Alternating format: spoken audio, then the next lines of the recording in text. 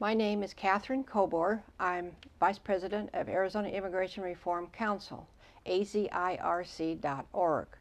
I'm going to speak to you today about Senate Bill S.744, the bill that's in Congress in the Senate right now, and they're hoping to pass this as the amnesty bill.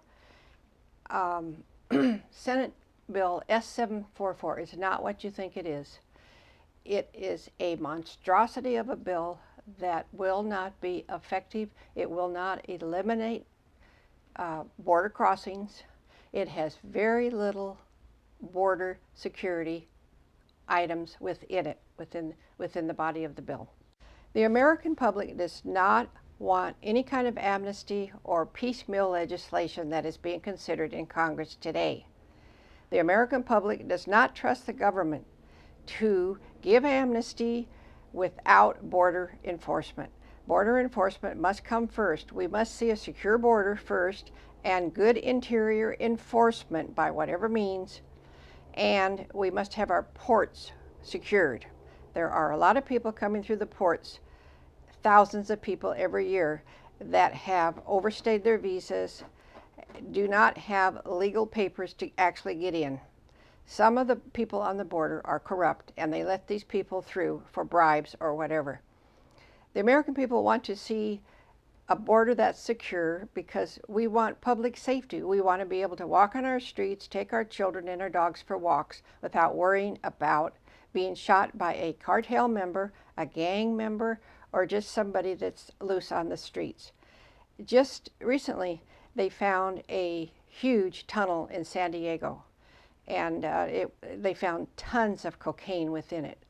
So what we need is more attention to the border, more agents on the border. I would like to see a fence in place. You cannot fence the entire 2,000 miles, but you can put fencing where it is appropriate and where it is viable. But we do not want to be scammed again. Since 1986, there's been 6 or 7 amnesties, and they have been totally ineffective.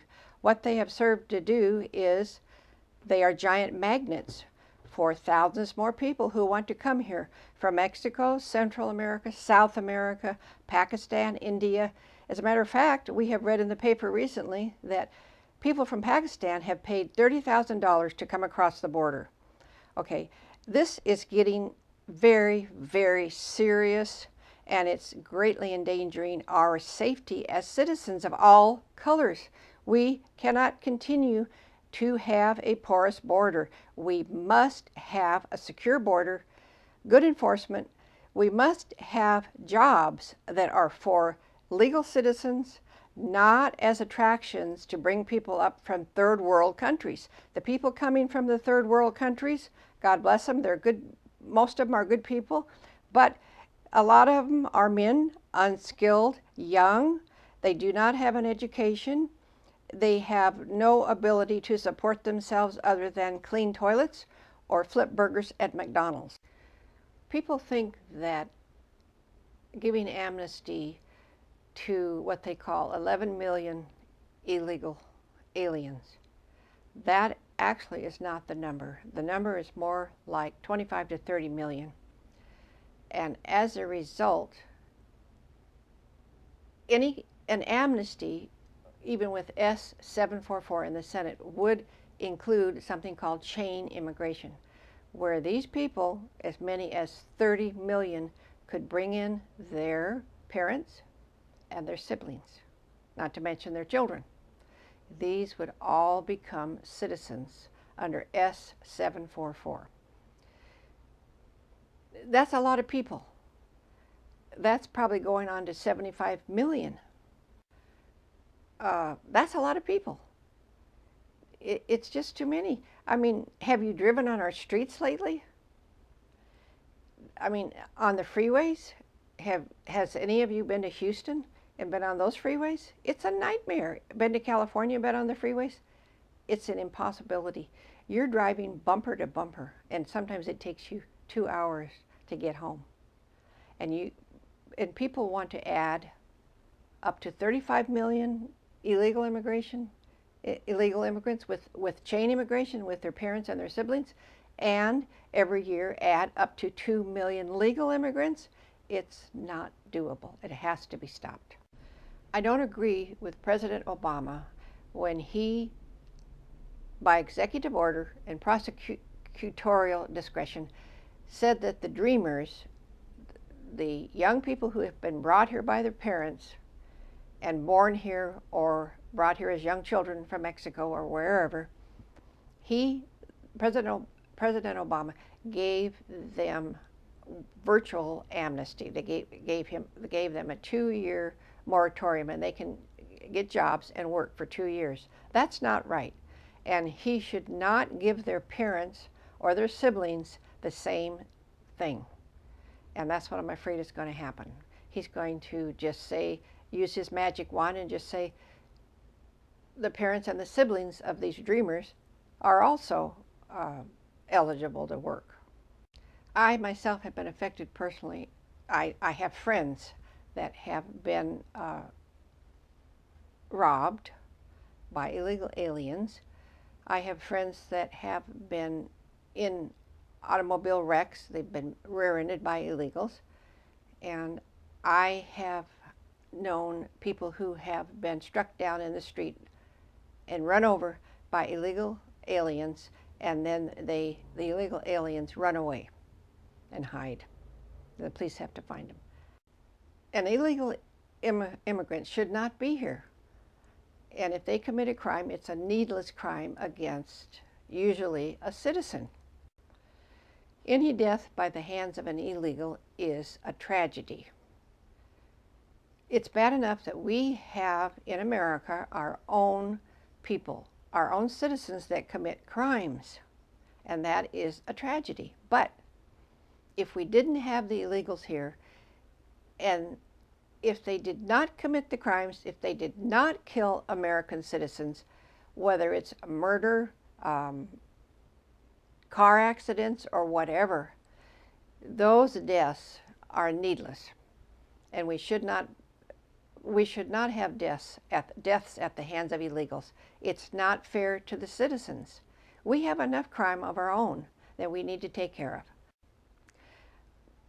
One of the reasons I'm against illegal immigration is because our infrastructure is crumbling. Our roads have tons of potholes. We don't have money to repair them.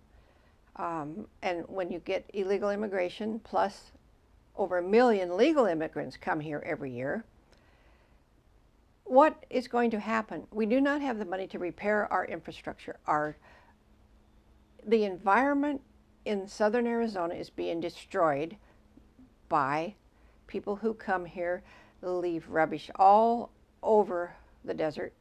They're bringing backpacks, diapers, clothes, water bottles.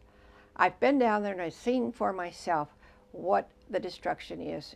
It's just mayhem down in the desert with the junk and the garbage. I don't know how they're ever going to clean that up. I don't think they ever will.